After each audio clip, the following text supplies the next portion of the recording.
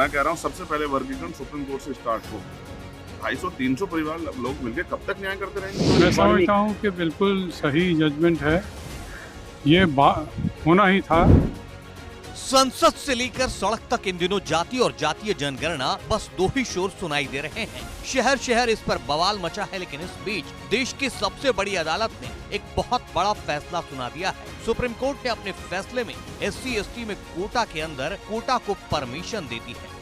Supreme court के इस आदेश के मुताबिक अब राज्य सरकारें आरक्षण में पहले से तय कोटे के अंदर एक और कोटा यानी एक और अलग आरक्षण व्यवस्था लागू कर पाएंगे।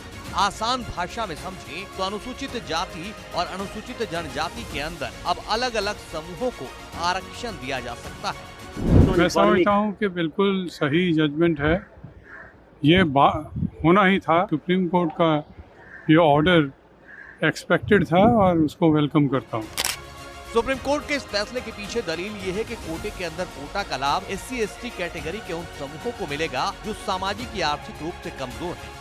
इसे ही कोटे के अंदर कोटा लगाना कहा जाता है, जिसकी मंजूरी सुप्रीम कोर्ट ने गुरुवार को अपने फैसले के जरिए दी है।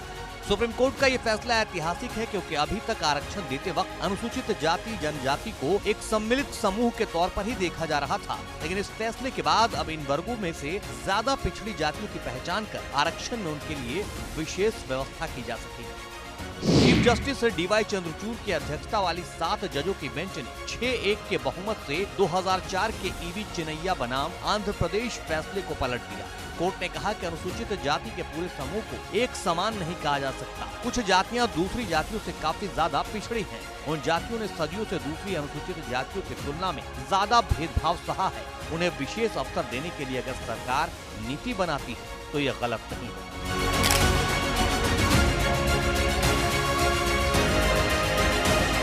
7 जजों की बेंच में चीफ जस्टिस चंद्रचूड़ के साथ जस्टिस BR गवई, विक्रम नाथ, पंकज मित्तल, मनोज मिश्रा और SC शर्मा ने अनुसूचित जाति जनजाति के उप वर्गीकरण को सही ठहराया, जबकि जस्टिस बीला त्रिवेदी ने कहा कि अनुसूचित जाति की लिस्ट संसद तय करती है, उसमें बदलाव का अधिकार राष्ट्रपति को भी नहीं है, इसलिए कोई राज्य विधानसभा अनुसूचित जाति के उप वर्गीकरण का कानून नहीं बना सकती। सुप्रीम कोर्ट के इस फैसले पर जस्टिस बेला का ही हवाला देते हुए सांसद चंद्रशेखर आजाद ने बड़ा सवाल उठा दिया है। मैं MP बनने के बाद भी अपना स्टेटस नहीं बदल पाया ना, तो रहा तो फिर भी दलित ना। मैं यही आपको समझाने की कोशिश कर रहा हूँ कि सुप्रीम कोर्ट के कितने उस फैसले में कितने जजेस थे, 7 जजेस में से कितने SC/ST के थे, ये देखना पड़ेगा। क्या उनको हमारी पीड़ा का एहसास है? क्या उनको हमारे दर्द का, हमारी आर्थिक स्थिति का, सामाजिक असमानता का, आर्थिक असमानता का और जो जुल्म हम पे होता है उसका एहसास है? क्या उनके पास कोई आंकड़ा है? मैं कह रहा हूँ सबसे पहले वर्गीकरण सुप्रीम कोर्ट से स्टार्ट हो। 250-300 परिवार लोग मिलकर कब तक न्याय करते रहेंगे? क्या सामान्य चले SC/ST OBC के लोग नहीं घुसने देते? क्या सामान्य जाति के लोगों में योग्यता नहीं है?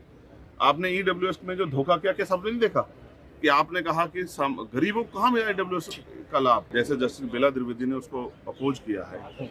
और ये सबसे महत्वपूर्ण मेरे लिए है कि कौन से वकील खड़े थे, उनमें कितने SC/ST के थे, कि जो जज थे उनमें कितने SC/ST के थे, क्या वो हमारे दर्द को समझते हैं या किस राजनीतिक उससे लिया गया है? बहुत चीजों पर ध्यान रखना पड़ेगा। हालांकि कोर्ट ने साफ किया है कि कोई राज्य सरकार अगर किसी जाति को SC आरक्षण में विशेष हिस्सा देना चाहती है तो उसे पहले आंकड़े जुटाने होंगे। ये दिखाना होगा कि वो जाति दूसरों से पिछड़ी है। अनुसूचित जातियों में किसी की आबादी ज्यादा होना उसे अधिक आरक्षण देने का आधार नहीं बनेगा।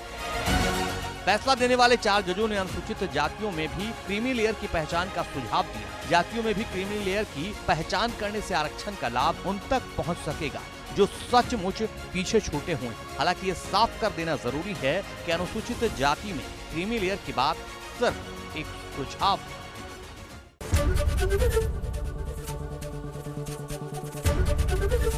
ABP गंगा, खबर आपकी, जुबान आपकी।